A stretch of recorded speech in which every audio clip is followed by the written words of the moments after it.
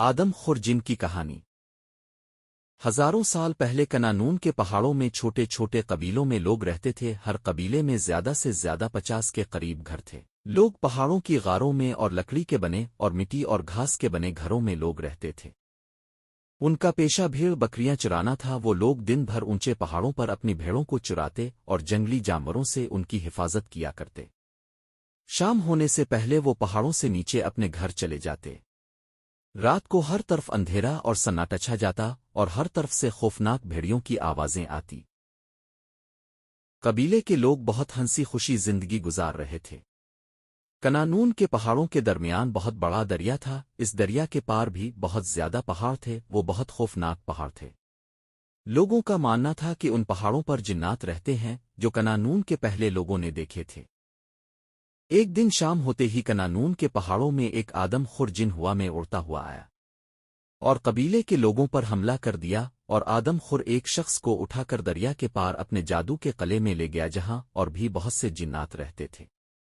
قبیلے کے لوگوں میں خوف و ہراس پھیل گیا۔ لوگ بہت پریشان تھے۔ کچھ دن کے بعد آدم خور پھر آیا اور ایک آدمی کو اڑا کر لے گیا۔ آدم خور سے بچنے کے لیے لوگوں نے اپنے بھیڑ بکریوں کو کھلی جگہ چھوڑ دیا۔ جب آدم خور کو بھوک لگتی تو قبیلے کے جانوروں کو کھا جاتا۔ اس طرح قبیلے کے لوگ تو آدم خور سے بچ جاتے، لیکن آہستہ آہستہ قبیلے والوں کے جانور کم ہونا شروع گئے۔ قبیلے والوں نے سوچا، اگر ایسے ایک دن وہ آدم خور سارے بھیڑ بکریوں کو کھا گیا تو ایک دن وہ قبیلے والوں کو بھی کھا جائے گا۔ قبیلے کے کچھ لوگ آدم خور کے ڈر سے کچے لکڑی کے بنے گھر چھوڑ کر گھنے جنگلوں میں اور پہاڑوں کی غاروں میں رہنے لگے۔ قبیلے میں ایک لڑکا بہت بہادر تھا۔ اس نے سوچا کہ اس آدم کو مار کر اس قبیلے کے لوگوں کو آدم خور جن سے نجات دلے گا۔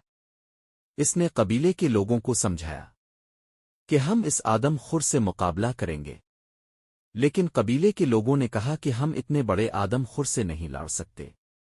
قبیلہ چھوڑ کر کسی محفوظ مقام چلے جانا چاہیے۔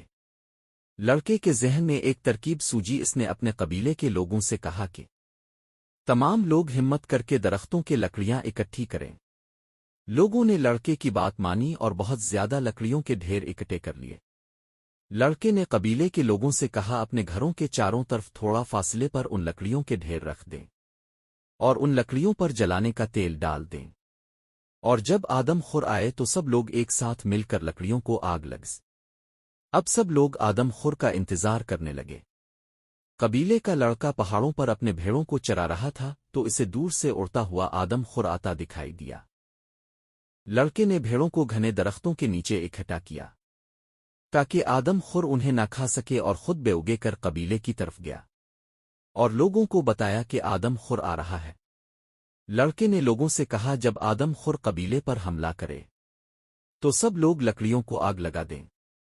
آدم خور اڑتا ہوا قبیلے کے پاس پہنچا تو اڑتا ہوا لوگوں پر حملہ کرنے لگا۔ لوگوں نے فوراً لکڑیوں کو آگ لگا دی۔ اچانک لکڑیوں سے بہت اونچی آگ بھڑک اٹھی۔ آدم خور جس بھی گھر حملہ کرنے کے لیے زمین کی طرف آتا تو اس کے پر آگ میں جل جاتے۔ ہر طرف آگ ہی آگ کی وجہ سے آدم خور کے پروں کو آگ لگ اور وہ بہت زخمی ہو گیا۔ پر جلنے کی وجہ سے اب وہ اڑ نہیں سکتا تھا تو آدم خور زمین پر گر گیا۔ سب لوگ بہت خوش ہوئے۔ لوگوں نے آدم خور کو مار دیا اور لڑکے کی سمجھداری اور بہادری پر لوگ بہت خوش ہوئے۔